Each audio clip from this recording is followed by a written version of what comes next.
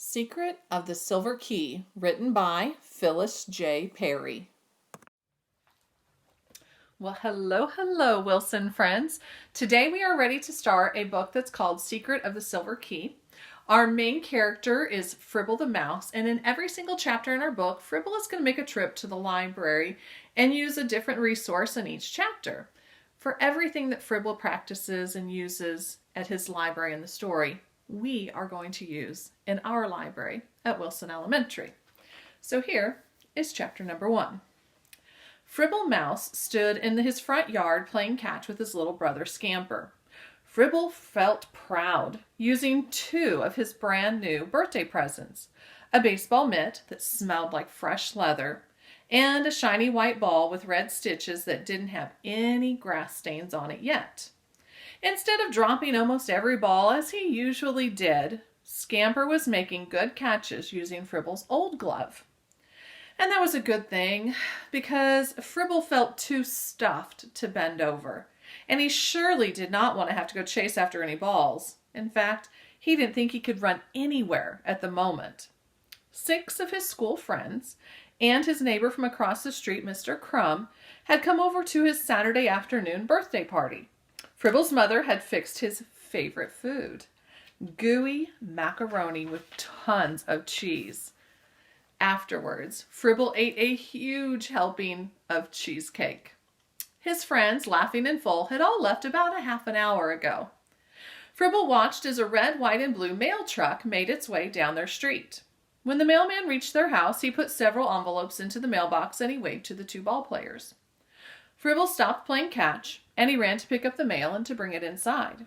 Without even looking at it, Fribble handed over 3 envelopes and a catalog to his mother, who was in the kitchen, and then he headed back out to the yard.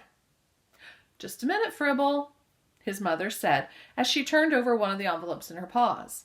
"This one's for you." "For me?"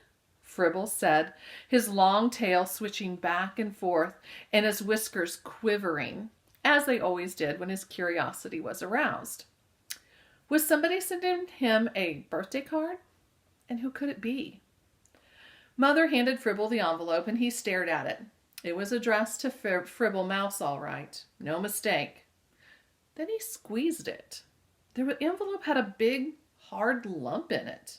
What was it? Could it be a birthday present? "What you doing, Fribble?" Scamper called from the doorway. "I got a letter," Fribble said. "Oh, is there one for me?" Scamper asked. "No, but it's not your birthday, is it?" Fribble pointed out.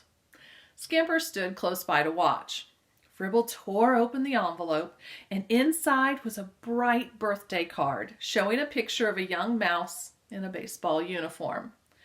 Fribble read the front of the card, "Happy Birthday," out loud. Then he opened the card and he found a key on a chain tucked inside. The key was silver, but it wasn't shiny. In fact, it looked old. It was small, with a hole through the shaft and a jagged little piece that hung down at the tip. And let's take a look at our cover here. Here's the key. "What is it?" Scamper asked.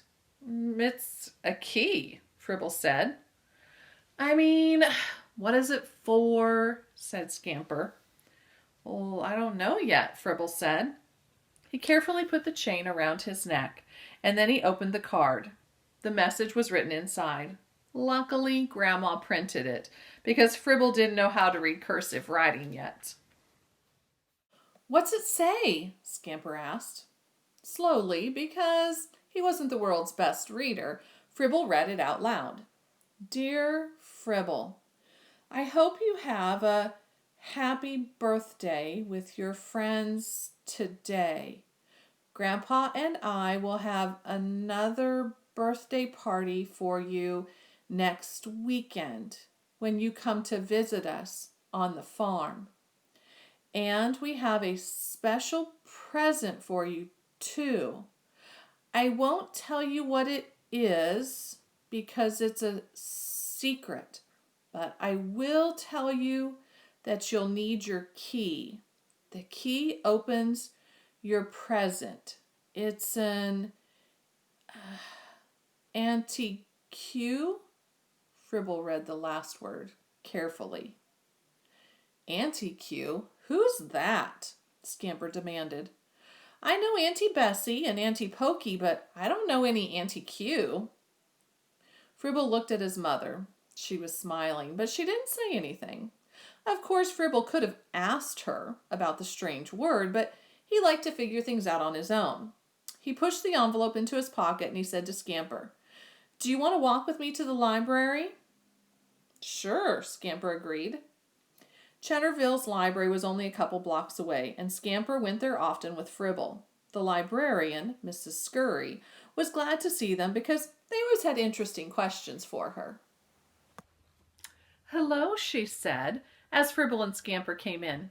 May I help you with anything today? No thanks, Fribble said. I just want to use your dictionary. I know where you keep it, he added. Fribble and Scamper went straight to the reference shelf and took the dictionary with them to the big, empty library table. Fribble knew how to use the guide words at the top of the pages, and he knew that a word like anti-Q started with the letter A, and it would be near the front of the dictionary. He pulled the birthday card out of his pocket so he could compare the spellings, and it didn't take him very long to find it. Slowly, Fribble read the definition out loud to Scamper. Anti-Q, he said. It means an object made at an earlier time. Scamper frowned, and in his excitement, he spoke a lot louder than he meant to. Does that mean that we have a really old aunt? He asked. Mrs. Scurry couldn't help but overhear them, and she hurried over. Are you having a problem? She asked. Fribble pointed to the word in the dictionary. Well, I can't figure this out, he admitted. Anti-Q means old, but you see, I don't have an anti-Q at all, young or old. It was Mrs. Scurry's turn to be confused. Anti-Q, she said. She looked at where Fribble was pointing in the dictionary and she smiled. Then she said, Oh, you found the right word all right, but you're not pronouncing it correctly. Instead of saying anti-Q, you should say antique. And you're absolutely right. An antique is something that's old. It could be a piece of furniture, or a piece of jewelry, or even an old spoon, she explained. If you look at the word, Mrs. Scurry continued, you can see some of these markings. And these markings will tell you how you should say the word out loud. Oh, I wondered what those funny little marks were for, Fribble said. How can you remember them all? See down here, Mrs. Scurry pointed to the bottom of the page. They give you examples, and sometimes they give the examples at the front of the book. I see, Fribble said. Now, why are you interested in antiques? She asked. I thought you were interested in radios and insects and crabs. Fribble showed Mrs. Scurry his birthday card. Then he held up the little silver key that he was wearing on the chain around his neck. Oh, she said. I wonder what an antique that key will unlock. So do I, Fribble said. Oh, maybe it fits into an old pirate's treasure chest, suggested Scamper. It's a pretty small key for a pirate's chest, Fribble said, and I don't think very many pirates buried treasure on Grandma and Grandpa's farm. Fribble closed the dictionary and he put it back on the reference shelf. Thanks, Mrs. Scurry, for your help. And then he and Scamper went home. Fribble was unusually quiet as he walked home, and he smoothed out his whiskers. He was busy thinking, what will his key unlock? That's the end of chapter number 1. So Fribble went to the library. What kind of book did he use when he was at the library? He used a dictionary. Guess what kind of book we're going to use when you guys come into the library? That's right. We're going to get out some dictionaries.